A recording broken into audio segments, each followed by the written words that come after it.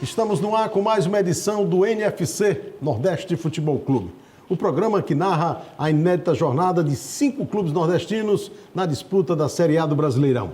O NFC fala sobre Bahia, Ceará, Fortaleza, Sport e Vitória, que ocupam 1/4 das vagas do campeonato de elite do futebol brasileiro em 2025. Um fato inédito na história do esporte paixão nacional. Mas o NFC não fica restrito à disputa nos estádios de futebol em Fortaleza, Salvador e Recife, ou onde jogam os nossos times. A nossa pauta está também na economia, na cultura, no turismo e no humor da região Nordeste. Todos esses assuntos são analisados por uma seleção de craques que no programa de hoje tem a seguinte escalação. Aqui no estúdio, ao meu lado, o jornalista, ator, diretor, ex-árbitro de futebol, LC Galeto.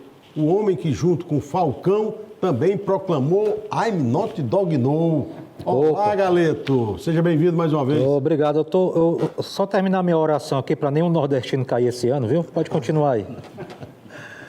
Também aqui nos estúdios o nosso analista de arbitragem, Dacildo Mourão, ex-árbitro dos quadros da FIFA. Dacildo, seja bem-vindo mais uma vez. Um abraço. Espero que o telefone ali não perturbe muito, rapaz. O pessoal perturba, né? É só ligação para ti, viu? São Galeto distribuindo ficha no interior. É o Dacildo.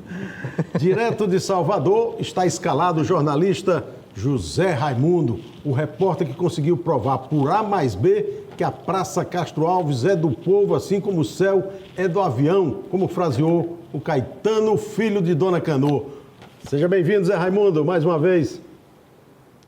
Grande Moacir, o homem que conheceu Iracema antes de Zé de Alencar. Salve, salve Dacildo, salve LC. Ela, né? Também direto da terra de Todos os Santos, o Duque da Península de Maraú, jornalista Jorge Alain Vivas, a referência do jornalismo esportivo baiano, que disse a Caetano Veloso que o time do Bahia tinha um jogador com elegância sutil que se chamava Bobô. Foi isso, Jorge Alain? Seja bem-vindo mais uma vez. Oi, Marcelo, obrigado. Um grande abraço para você, Galeto, Dacildo, meu querido amigo de longas datas, Zé Raimundo Carneiro. Bobô foi muito meu amigo, né? Hoje Bobô enveredou pela política, a gente se afastou um pouco, mas Bobô foi um dos poucos jogadores com os quais eu me tornei amigo. Eu trabalhei, né, na imprensa esportiva durante quase 40 anos, e como repórter tinha intimidade com alguns jogadores, e Bobô foi um desses cabras que eu fiz uma amizade boa e sadia. Ensinou aquele andar dele, aquela elegância sutil mesmo, é verdade? Não. Ele já trouxe de Senhor do Bonfim. Ele já chegou aqui no Bahia daquele jeito. Já chegou quase pronto. O Alain, o Moacir, desculpe aí a intromissão, mas em relação a essa música de Caetano, o Bobô que Caetano se referiu, embora o Bobô, o craque, merecesse toda essa referência que Caetano fez na música, mas segundo o próprio Caetano, o Bobô a que ele se refere na música é um Bobô santamarense. Era um senhor, um negro, que se vestia de linho branco e saía pelas ruas, né, andando elegantemente. Por isso que ele falou, a elegância sutil de Bobô. Não seria, e isso é uma coisa assim que eu não estou aqui para provar nada disso, estou só para comentar esse fato. Não seria o jogador Bobô, o dono dessa referência que Caetano fez na música, né? Por isso que embora ele merecesse a mesma coisa que o elegante Bobô de linho branco lá de Santo Amaro. A elegância no toque da bola também, né? Isso, Zé. Agora, eu queria... o Jorge Alain, nós tivemos nos últimos jogos da Série A um momento de muita tribulação aí no banco de reserva de clubes que estão disputando a Série A. Mudança de técnico, o próprio Vitória experimentou, você tratou disso no programa anterior. A gente viu aqui o Fortaleza também muda seu técnico. Corinthians está naquela ebulição. qual é o quadro hoje que a gente referencia da cadeira de treinador aí, essa dança de cadeiras, Alan, por favor? Olha, Moacir, infelizmente, técnico de futebol no Brasil é um cargo assim altamente frágil. Não tem segurança nenhuma. A gente viu o Vojvoda aí do Fortaleza, que foi demitido na semana passada, foi um caso raro de levar 4 anos dirigindo o clube. O Abel Ferreira do Palmeiras, outro caso raro, porque o normal são times muito imediatistas. A gente vai pegar o exemplo do novo treinador do Fortaleza, o português Renato Paiva, que treinou aqui o Bahia, foi o primeiro técnico do Bahia desde que virou SAF. Renato Paiva esse ano está indo para o seu terceiro clube. Estava lá no México, saiu, foi para o Botafogo, levou 3 meses, não sei se completou 4 meses, saiu, e agora no Fortaleza. Tudo assim, muito rápido, os dirigentes. Primeiro, eu acho que eles não têm convicção do que eles fazem. Eles muitas vezes contrata o técnico, que é o que está disponível, é o que está no mercado, é o que tem um bom agente, é o que tem um bom empresário, que eu acredito que é o caso do nosso querido Renato Paiva, tem um empresário muito bom. E aí tem essa questão de mudança. O Corinthians agora, o Dorival já entrou no meio do campeonato, já se fala em saída de Dorival, porque o time não está bem. O dirigente ele quer dar uma satisfação ao time. No Vitória, eu falei isso no último programa, né? A diretoria do Vitória tinha convicção de que o técnico do time era o Thiago Carpini, tanto que um primeiro semestre horrível e ele manteve o Thiago Carpini. Só que o time perdeu por confiança, a pressão do torcedor foi muito grande, e aí o dirigente vai para tirar o dele da reta, dá a cabeça do treinador. E aí vai acontecendo. O Sport deve estar indo para o terceiro ou quarto treinador na temporada, né? Toda hora muda e não altera, porque não existe mágico. Um treinador chega, se ele chega com uma conversa bonita, ele pode motivar, ele pode entusiasmar o jogador, mas se ele não tiver o material na mão, se os jogadores não tiverem o que oferecer, não vai andar para lugar nenhum. Você vai botar Pepe Guardiola e não vai adiantar. Pepe Guardiola, que é assim, o mais famoso, né? Treinador do mundo. Mas não vai adiantar. Você pega o Ancelotti e não vai adiantar. Você pega o Ancelotti e bote no esporte aí, não vai para lugar nenhum. O problema é montagem de elenco. Tanto que no Vitória aqui, o exemplo nosso, mudou o treinador e agora, depois da mudança de treinador, já contratou 8 jogadores. Reforçando com os jogadores estrangeiros, que é uma outra pauta para a gente discutir daqui a pouco. Mas essa questão, Moacir, o treinador ele depende de resultado, não é o trabalho feito. O time pode jogar bem do jeito que for, mas se perder, a torcida pega a cabeça e o dirigente, para segurar a cabeça dele no pescoço, oferece a cabeça do treinador na bandeja. Zé Raimundo, pelo menos está satisfeito aí com essa dança de cadeira de técnico aí, né? O time venceu, né, Zé? Moacir, eu acho, no caso do Vitória, Carpini, que fez uma bela campanha o ano passado, chegou time a disputar a Sul-Americana, esse ano ele foi terrível, né? Ele não acertou nada, as contratações que foram feitas aí leva-se também em consideração o planejamento mal feito da direção, mas as contratações que Carpini sugeriu não renderam, elas não encaixaram no clube, no time, e ele deveria ter saído antes de sair da derrota para o Confiança aqui no Barradão. Ele deveria ter saído depois que o Vitória empatou com o Corinthians lá na Arena Neoquímica, porque foi um jogo horrível e foi um empate também por pura sorte. Naquele momento em que haveria como houve, né, o intervalo, me parece que seria o momento ideal de trocar Carpini. Aliás, Alan pontuou isso na semana passada e eu concordo plenamente com ele. Eu acho que demorou muito para Carpini deixar o cargo e sempre assim, quando o técnico novo chega, a energia nova, né? Tudo se renova. E ontem a gente viu, contra o Bragantino, a gente viu um Vitória com mais disposição, um Vitória brigando, sabe? Um Vitória disputando qualquer bola perdida e o resultado foi esse, né? 1-0, foi um sufoco, mas o time reagiu. Isso já pode se colocar na conta do treinador que chegou, que também tem como se fala aqui, um caminhão de gringos aí, né, contratados. Tem 2 portugueses, né, Alan? Me corrija se eu estiver errado, mas são 2 portugueses, um espanhol, né? Que é Um uruguaio, Aitor, né? Aitor, como é? Aitor, Casa del Pedra. Casa del Pedra. Del exatamente. Piedra. Vai ser ruim para o narrador, né? Vai É ser ruim isso para o aí mesmo. narrador, vai ter que inventar um apelido aí. Ainda tem Canta la Piedra. pois é. Canta Ainda la tem Piedra é o nome do moço. é, ainda tem um uruguaio, tem o Romarinho que chegou, está com 34 anos, mas é uma boa promessa, pode dar uma oxigenada forte lá no ataque do Vitória, né? Um cara experiente, tomara que ele esteja bem fisicamente. E, enfim, acho que o Vitória agora pode ser que inaugure aí um momento de mais confiança, de mais possibilidade de permanecer, porque esse é o único objetivo, o único desafio do Vitória esse ano, na minha opinião, é permanecer na Série A.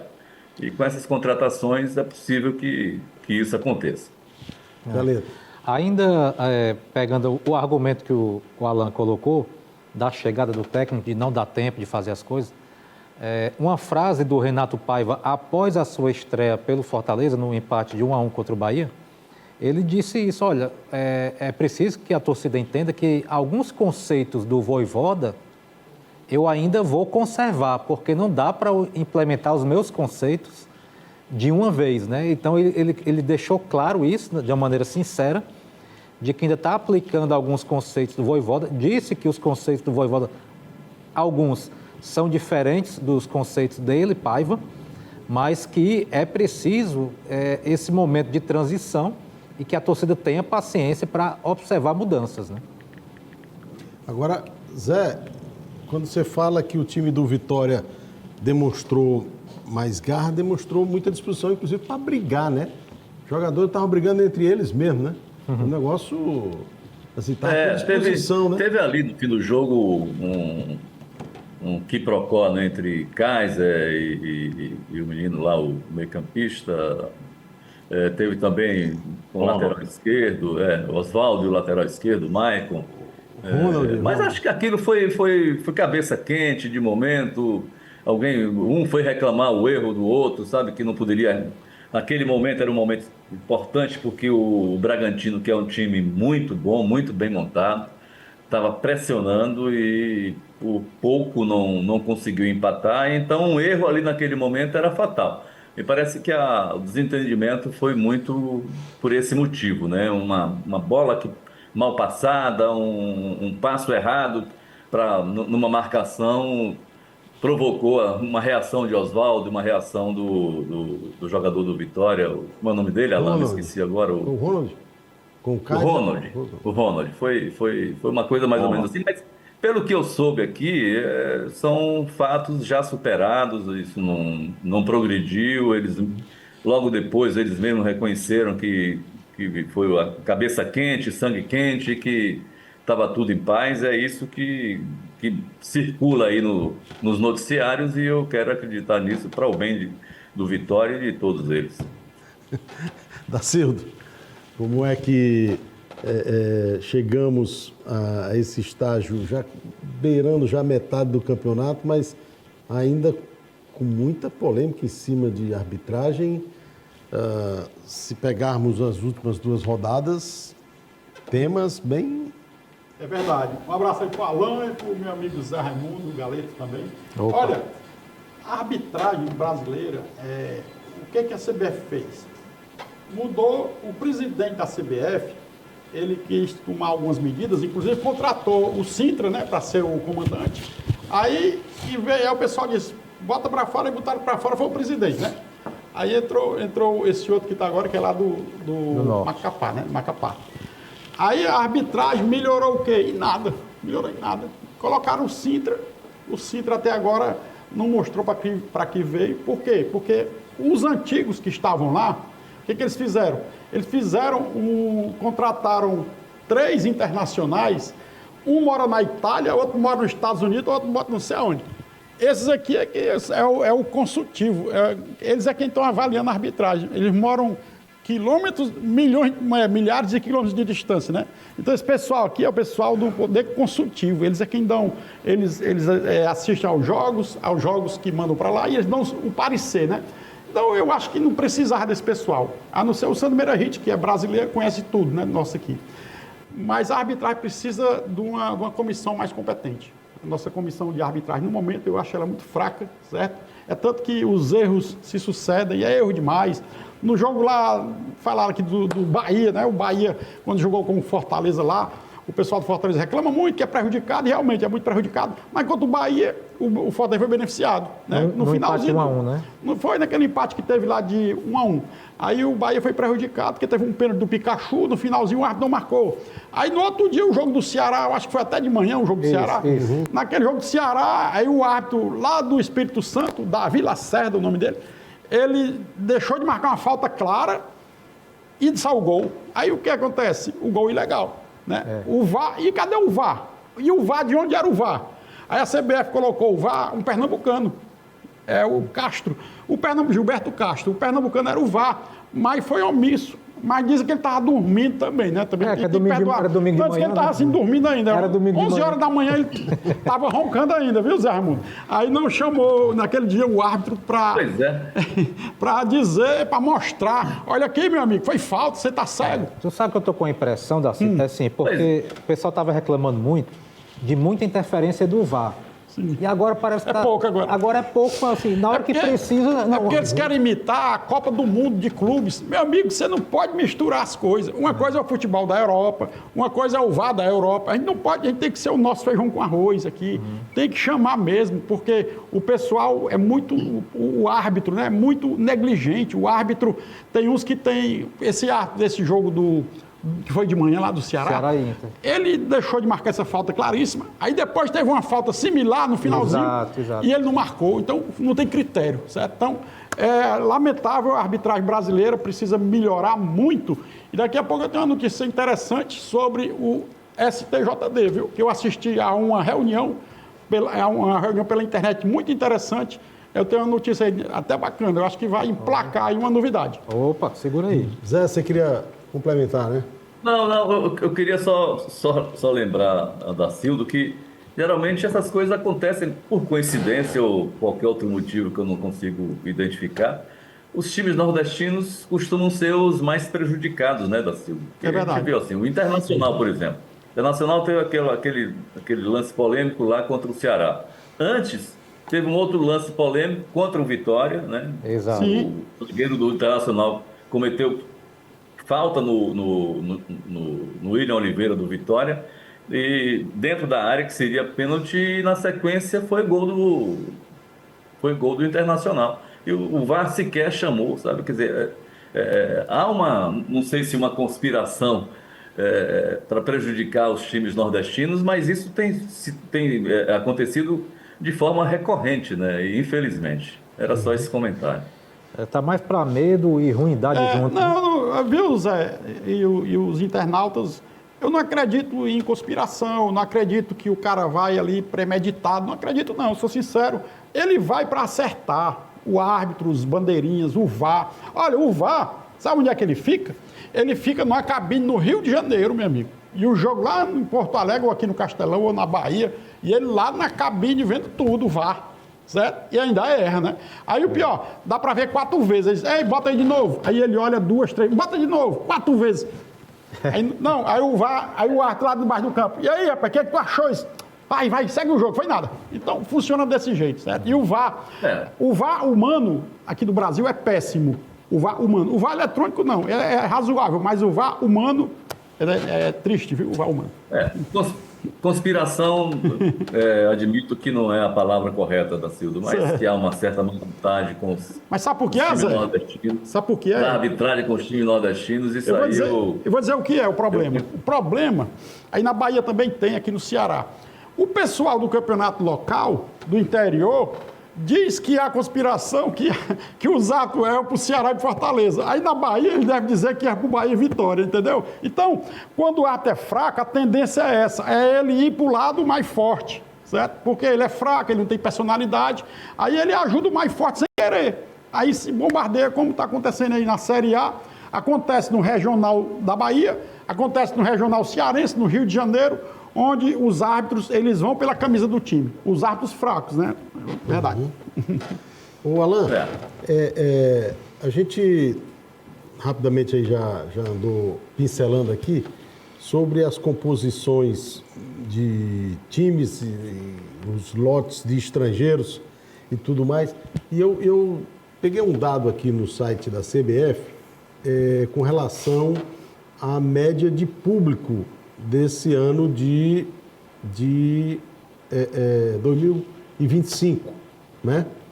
Onde os clubes do Nordeste, o Bahia aparece em terceira colocação, com a média de público de 37.744, o Ceará aparece com sexta maior média de público de 32.623, o Fortaleza tem uma média de 19.330, está em 13º.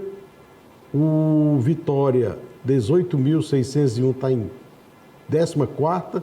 E o Sport, que está no Z4, na 20ª posição, em média de público é o 15º, com 16.816.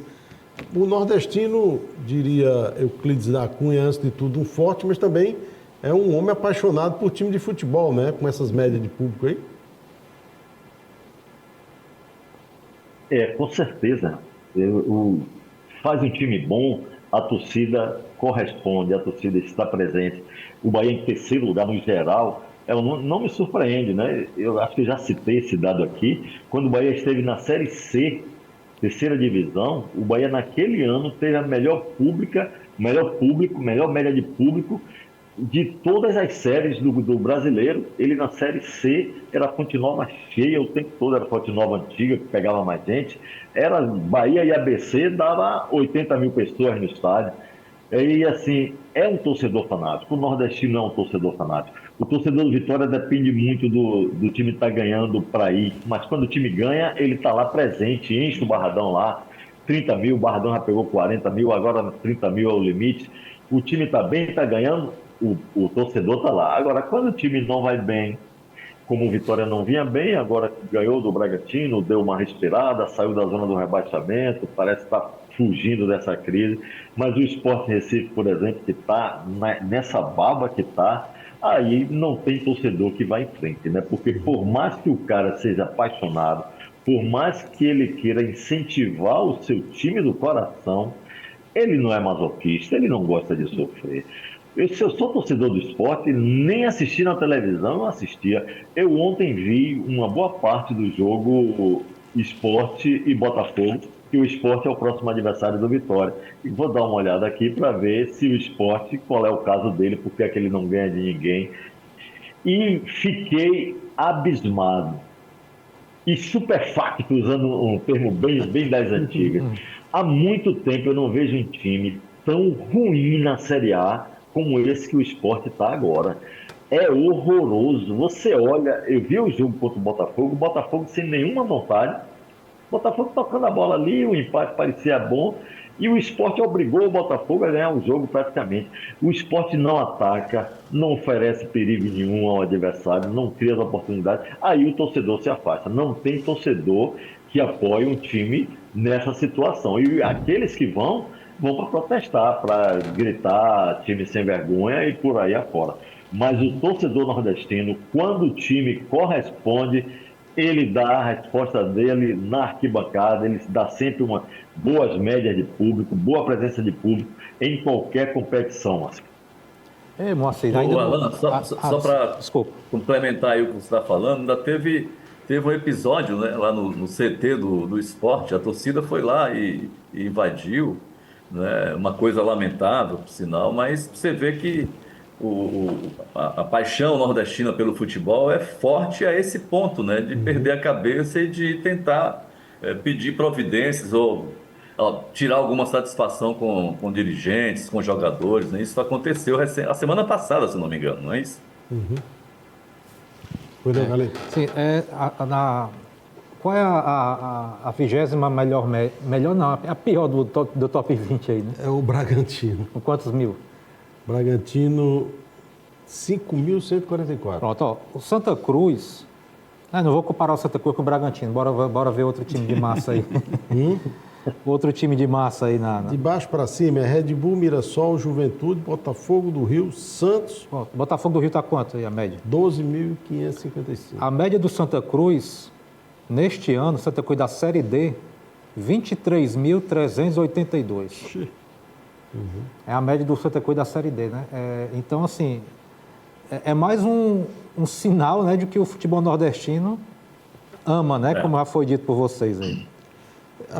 Aqui, viu, Zé e Alain, pelo menos aqui no Ceará a gente ouvia muito, algum tempo atrás, quando se dizia que o futebol cearense tinha torcida de primeira divisão, times de segunda divisão e dirigentes de terceira divisão. Aí acho que agora deu uma melhorada aí, uma mudança nesse ranking, né?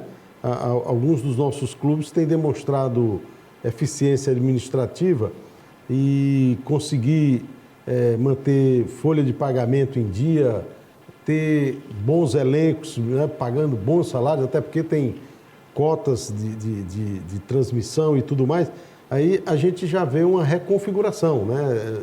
Diferentemente, me parece assim que o tratamento que nós temos recebido enquanto clubes nordestinos é um pouco deficitário no item de atenção e de respeito, né, para essa possibilidade, né?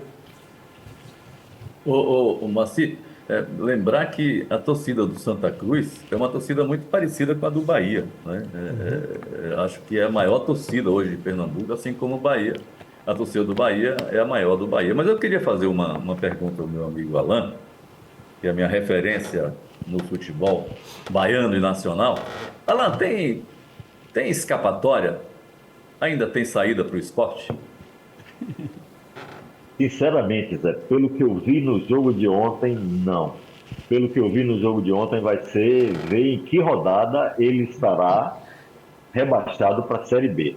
Porque é muito ruim. Você vê o Vitória nos piores momentos de Thiago Carpini, que era um time, o jogo que você citou, o Corinthians, que o Vitória foi muito mal. Mesmo naquele jogo, se ele pega o Sport que eu vi ontem, o Vitória ganhava com facilidade. O time está muito mal, a não ser que aconteça algum milagre.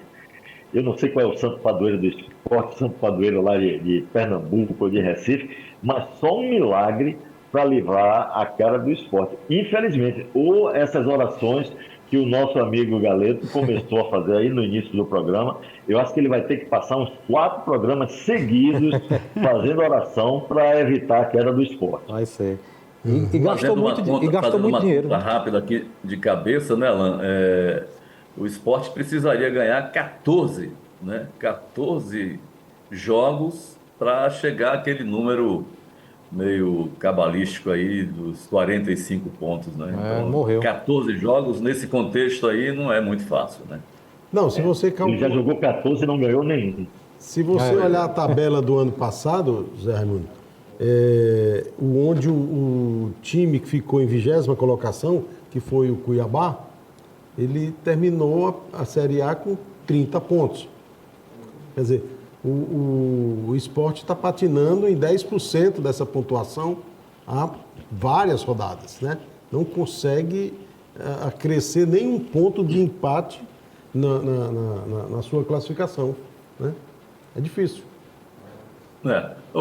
Moacir, eu queria aproveitar o Alan também para fazer... Nós temos hoje, né, 2 times nordestinos na zona de rebaixamento, né?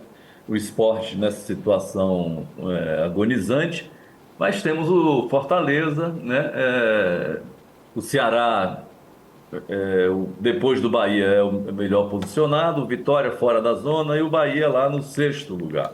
Qual é a análise que você faz hoje dos times nordestinos, Alan, na Série A? Ó, Zé, o Sport eu já falei, né? Para mim, a queda dele só um milagre para evitar. O Fortaleza, até na semana passada aqui, eu comentava sobre o Fortaleza que não era para estar na situação que está. É um time capaz, um time que tem elenco, tinha um bom treinador, ia ser uma questão de tempo dele se reerguer e sair dessa situação. É bom lembrar que o Fortaleza está classificado para as oitavas de final da Copa Libertadores. Libertadores, que é a primeira divisão no futebol sul-americano. Mas eu acho que o Fortaleza fez uma péssima mudança no seu comando técnico. Era, já que tinha segurado o Vojvoda por 4 anos, tentar mais um pouquinho, segurar mais um pouco, para ver se ele conseguiria reagir, porque já aconteceu de outras ocasiões do Fortaleza estar mal e a diretoria do clube apostar no treinador e o treinador conseguir dar a volta por cima. O Renato Paiva, eu não vejo perfil nele para transformar esse time do Fortaleza novamente em um grande time. Pode ser que eu queime a língua, tomara que eu queime, mas eu não vejo perfil. Eu acompanhei o Renato Paiva de perto aqui no Bahia, ele tinha um elenco que foi ele que escolheu, ele que ajudou nas contratações, que opinou nas contratações, e ele não conseguiu fazer com que esse time jogasse. Foi para o México, não se deu bem. Foi para o Botafogo, 3 meses, em 3 meses, o americano lá, o John Texton, perdeu a paciência e demitiu ele, mesmo ele tendo vencido o PSG, né, na fase de grupo. Não vejo em Renato Paiva o perfil do treinador para reerguer o Fortaleza. Tomara que eu esteja enganado, que ele consiga refazer esse time e escapar do rebaixamento. Aí a gente vai subindo um pouquinho, o Vitória já deu uma respirada, ao vencer o Bragantino, né? Ele já saiu da zona de rebaixamento, pega o Sport quarta-feira no Barradão. Se ele ganha do Sport, é obrigação de ganhar do Sport, não precisa nem goleada. 1-0 tá bom demais. Carille disse que 1-0 para ele é goleada, e tem sofrimento, mas o que interessa é marcar 3 pontos. Se ele ganha esse jogo para o Sport, ele vai dar uma respirada boa, e aí vai começar a pensar, e aí vai jogar no domingo. E depois do domingo que vem, o Vitória vai jogar praticamente só nos fins de semana. Então o Fábio Carille vai ter tempo de ir organizando o time com esses reforços que estão chegando. O Ceará me surpreende positivamente, assim como o Fortaleza surpreende negativamente, o Ceará me surpreende positivamente. Gosto do Léo Condé, achei que faltou paciência com o Léo Condé no Vitória, ele poderia ter dado mais do que ele deu, ele conquistou a Série B, conquistou o campeonato estadual, poderia ter ido mais adiante, e o Ceará está dando essa oportunidade a ele, e o Ceará está ali numa situação intermediária, mas você vê que perdeu para o Inter, da Silva já falou, né, um erro de arbitragem, o gol do Inter, mas o Ceará criou pelo menos 3 ou 4 boas oportunidades de fazer o gol, jogando fora de casa, não teve medo de esperar, ou ficar atrás para esperar o Internacional e empatar, não, foi para cima. Eu acho que o Ceará vai brigar por vaga sul-americana tranquilamente, e o Bahia brigando por G4. Vai ser isso até o final da temporada. O Bahia apostou em Rogério Ceni, quando a torcida cobrou a cabeça, a diretoria segurou. A diretoria do Bahia tem uma vantagem: ninguém mora aqui na Bahia, eles moram lá na Inglaterra, então a pressão não chega neles. Se eles têm a convicção de que Rogério Ceni é o homem, eles vão deixar aí, a torcida pode fazer a pressão que quiser, que não vai chegar na diretoria da SAF. Então, o Rogério Ceni mantido, o elenco é um elenco bom. O Rogério Ceni deu mostras na semana passada de que estava abrindo mão, entre aspas, aí, da Sul-Americana e priorizando a Série A, né? Ele colocou time misto contra o América de Cali e time titular contra o Fortaleza, quando todo mundo esperava que fosse o contrário, time titular para pegar o América, porque são 2 jogos. Com o time titular, o Bahia passa fácil por esse América, não é grande coisa, empata muito.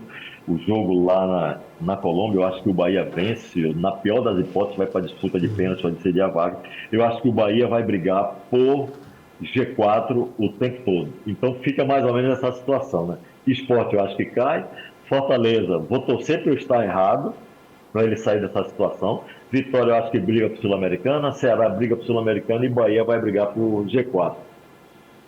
E aí, você que conhece bem Renato Paiva, Alan, deve saber se ele fala bem espanhol, né? Porque o time do Fortaleza hoje, o idioma oficial é o espanhol, não é mais português aqui, viu? Ele deve arranhar um portunhol, né? Ele trabalhou no México recentemente, então ele deve arranhar um portunholzinho. Opa, tá tocando o telefone, hein? Ei, Atendo? Atendo? Atenda, vê o que Opa, é. mas você não quer dar logo no Tacildo direto? Não, peraí. Eu só ligo pro Tacildo aí. Nordeste Futebol Clube. Diga. Não, fale devagar, doutor. Diga seu nome, E a cidade, a cidade. Isso aqui é Chico do Depósito, sim. lá de Tauá, Tauá, eita, interior do Ceará. terra boa. Pronto. Terra do bode. Ah, ele está Carneiro. querendo dizer aqui o seguinte, que teve um jogo no interior do Ceará que foi 27-0, Vixe. e aí o time ainda entrou na justiça porque disse que foi 29 o árbitro que contou errado. Aí eu quero saber se você está sabendo dessa história. É verdade, foi em Carnaubal. Passei Carnaubal. para ele, viu? Como é o nome dele? Como é o nome dele? Chico do Depósito. Ô, Chico, um abraço aí, o Abraço, Chico de Tauá. Olha, foi 27-0 mesmo. Esse jogo foi lá em Carnaubal, na Serra Grande, Serra da Ibiapaba, aqui no Ceará, né? E foi 27-0. Agora, interessante que o camarada disse assim, rapaz, a gente ia perguntar pelo árbitro, quanto é que tá, seu juiz? Rapaz, não sei não, depois... que era quem gol tá demais. anotando. Gol demais, então... Não existiu. Não, mas disse que foi 29, o árbitro ainda errou 2 gols, deixou de marcar 2 gols. E só não foi pro Guinness Book, porque a maior vitória do Guinness Book foi 46-0. Eita, rapaz. 46-0. Rapaz, foi lá, o lado no meio do mundo aí, não foi aqui no Brasil, não.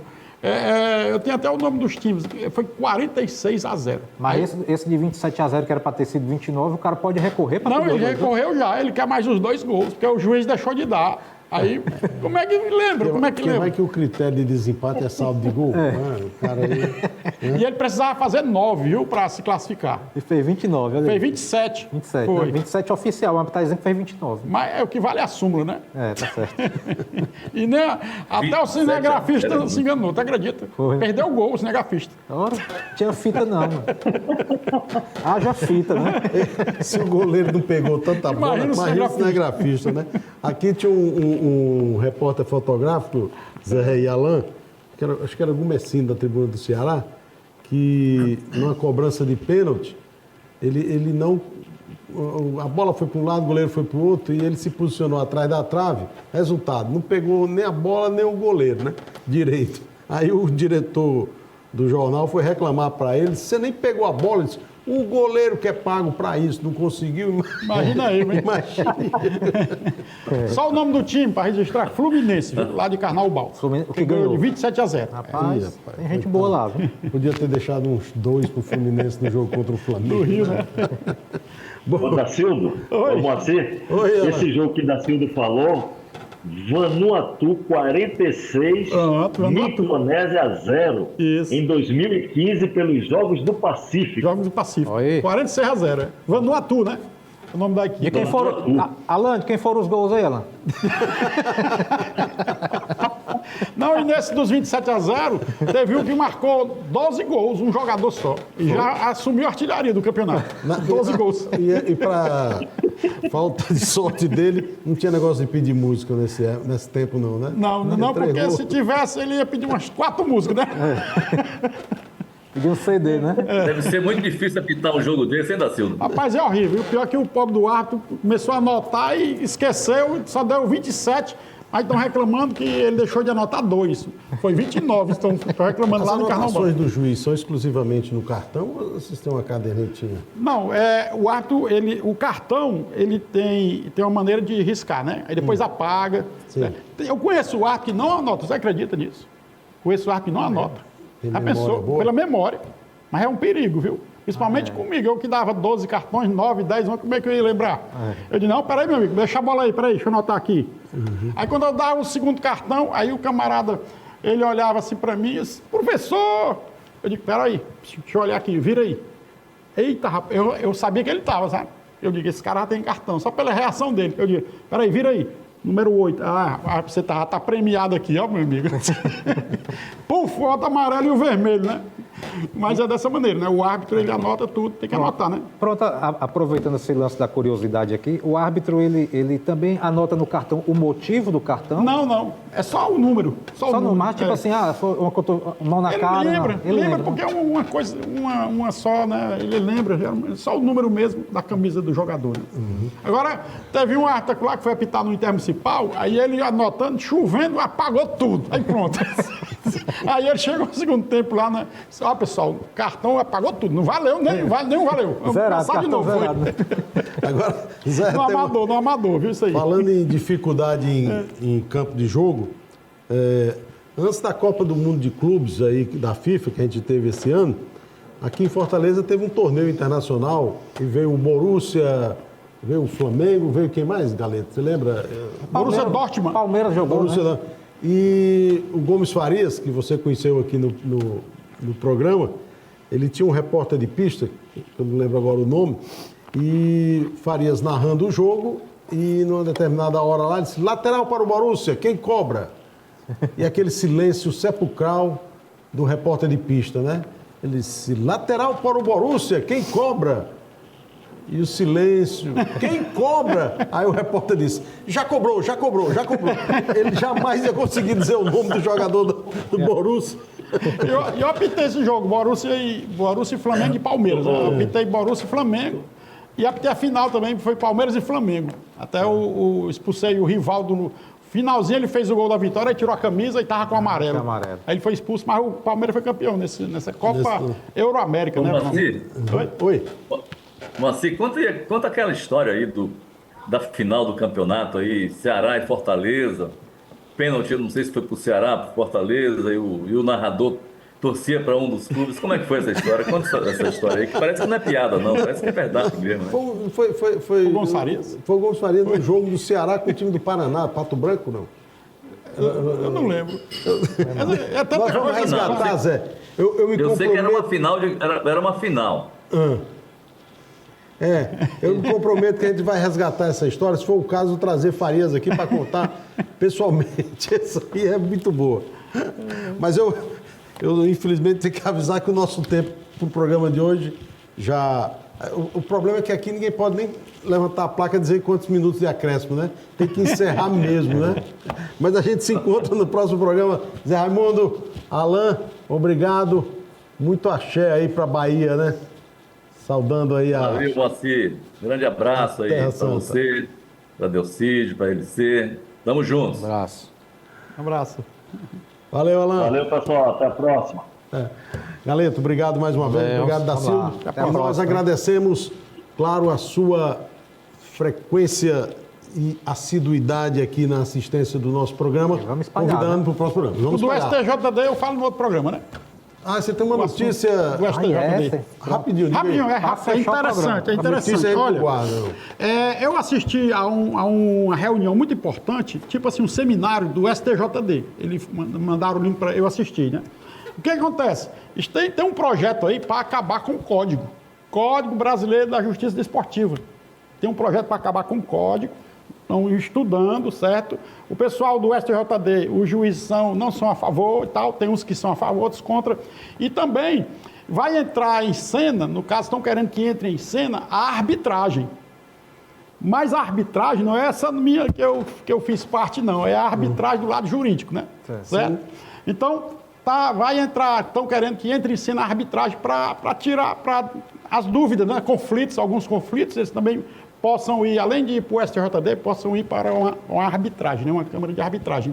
Então, é importante essa notícia porque tudo indica que vai ter muita mudança aí no nosso Código Brasileiro da Justiça Esportiva. Inclusive, pode até ele ser extinto. Eita, rapaz. E a gente volta a esse assunto, assim, pela gravidade dele.